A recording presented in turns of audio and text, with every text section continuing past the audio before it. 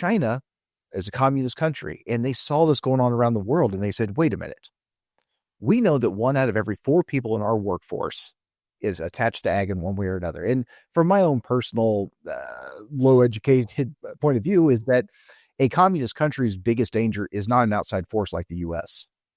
It's an uprising by its own people.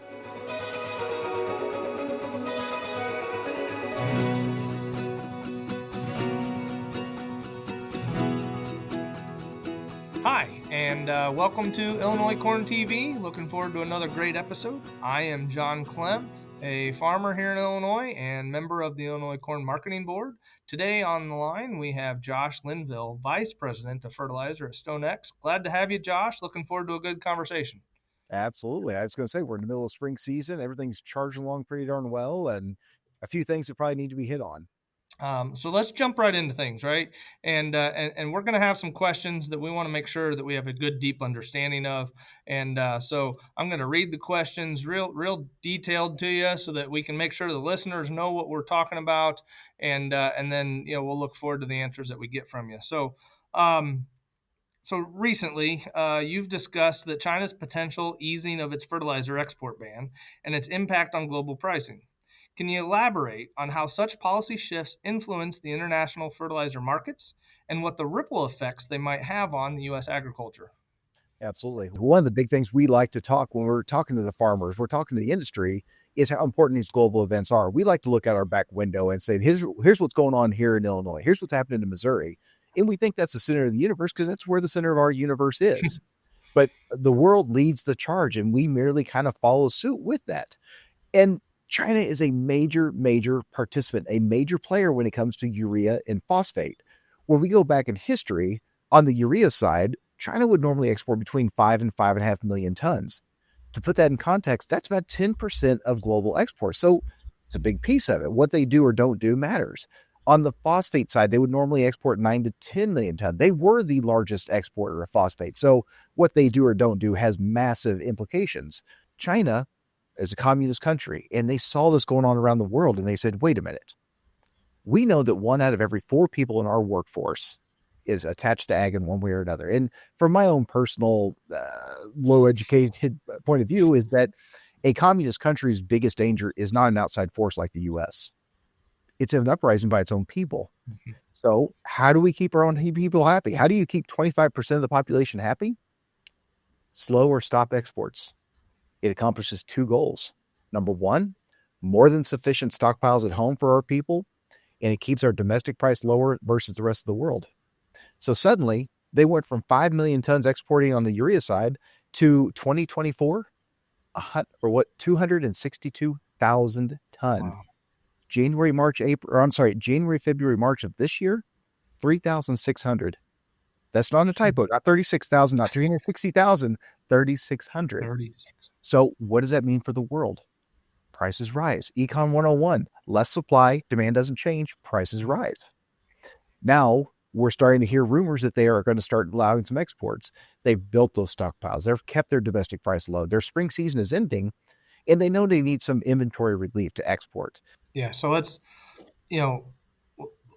focus on that where, hopefully they're going to start releasing some exports and increase their exports a little bit, right? But it could be for a very short time. So if that's for a short time, how will that help lower the global price in your opinion? And but similarly, the phosphate exports have been seeing some of the same challenges. So, talk to us about where you see the pricing going as their exports change. But then also let's roll into the phosphate side of the discussion. Yeah, as we look at urea, let's say the market is kind of coalesced around this idea that the exports are going to be allowed May through September. It's going to be a shorter period, to your point. So if all of a sudden we export 2 million tons in that short of a time frame, that's going to be a bearish event. That's a lot of tons competing with other tons looking for homes. And the Chinese sellers are going to be sitting there knowing my timeline is very, very short. I've got to get these things sold and out the door as soon as possible. So I'm going to be aggressive. That's a very bearish event. But then all of a sudden, let's say September hits. And on the 15th, the government says, okay, that's it. The tons are done. Exports are no more. You will not see us again until next May or June. Now prices start to rise around the world. Phosphate, unfortunately, we haven't heard similar type rumors. And that's what continues to drive the global market up. We continue to watch India, the world's biggest buyer of phosphate, continues to pay higher and higher prices. They started in the 640s back in March. They paid 750 not too long ago for a CFR, which is a delivered term. Mhm. And so they're proving that the world is tight. As long as Chinese exports of phosphate are as low as they are, that's going to float every boat around the world. That is an incredibly bullish event. It's crazy how fast things can change, and just how impactful one country or one source can have on the entire market. Thanks for your insight on that. Yeah. So let's roll away from the directly speaking about the exports a little bit. Mhm. In a recent post, you questioned the depth of the government's officials' knowledge about fertilizer, right? And what are some common misconceptions or gaps in understanding that you've observed, and how do they affect policymaking in the agricultural sector? I guess let me start by saying this. I've actually been happy with the current administration. They have paid more attention to fertilizer than I've seen, I think, in my 23 years. Unfortunately, what we saw is they produced a $1.2 billion loan for a potash mine in Michigan. Now, do not get me wrong. I've tried very hard to kind of stay on this razor's edge. I am thrilled to death that the mine is going to be produced. I am thrilled to death for the farmers around there who are going to see lower prices because they've got that in their back door. It is a great situation. But potash is the one input that actually feels like it's well supplied, not only domestically, but globally. I mean, we've got Canada to our north. Right. They are bigger than numbers 2, 3, and almost 4 global exporters combined. Where we need help is nitrogen. We're highly dependent on places like Russia, China, the Middle East. We desperately need more help on phosphate. So I appreciate the attention, but again, it just felt a little misguided to me. We need the help in the nitrogen and the phosphate sectors. So most of the spring table set for the North American ag markets. But with that being said, what are you watching as we start looking, towards the summer fill programs and everything that goes along with that? So for potash, the market is trying very, very hard to hold together. It's seen price increases of about 25% since the start of the year, and it feels like the market is trying to hold that. And I think it's going to be a fight. Potash prices are on the higher side when we compare it against grains. That's something we do is we like to compare the price against the grain price. That gives us a better perception of what it looks like. Potash feels like it could see some weakness. I would like to see that step back a little bit before everybody starts to step in. Phosphate, unfortunately, barring Chinese exports starting to come back in a big way or domestic U.S. production rates increasing significantly from where they've been Q4, Q1, I don't think we can expect to see a price reset.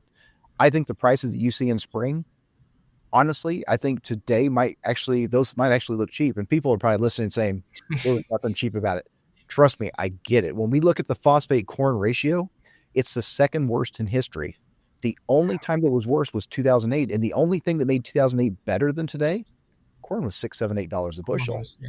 So this is a very, very bad situation. The retailers are going to be stuck in a corner trying to decide, do I buy today for fear that physical inventories won't be available by November? But if I do that, I'm locking in a terrible price, a terrible relationship. And that farmer who is not looking at a great 25 nor a great 26 is going to be sitting there saying, you want me to buy what? For when? You must be out of your mind. In nitrogen, I do expect that we'll see a reset. Unfortunately, I think it's going to be a little bit higher price than what we saw last summer at the lows. The urea and the UAN markets are just fairly snug. Hopefully, we'll see a little bit of a reprieve in anhydrous. But if the other two nitrogen prices stay a little bit higher price, anhydrous sure likes that ride. So we've got our not to be corny portion of the show here, and let's see if we can catch you with it. So, what is corn's favorite pickup line at the futures market? I can't say. I don't know. It's, are you StoneX? Because you make my profits pop. Right. Don't say that too loud around here. They will steal that from you. There you go. There you go. Well, I don't see any rights next to it, so I guess they can have it if they want it. I hope they have fun with it. Thank you for helping inform Illinois corn farmers and other farmers around the Midwest and the country. We appreciate your time, and we look forward to another one. All right. Thanks for having me, sir. Thanks, Josh.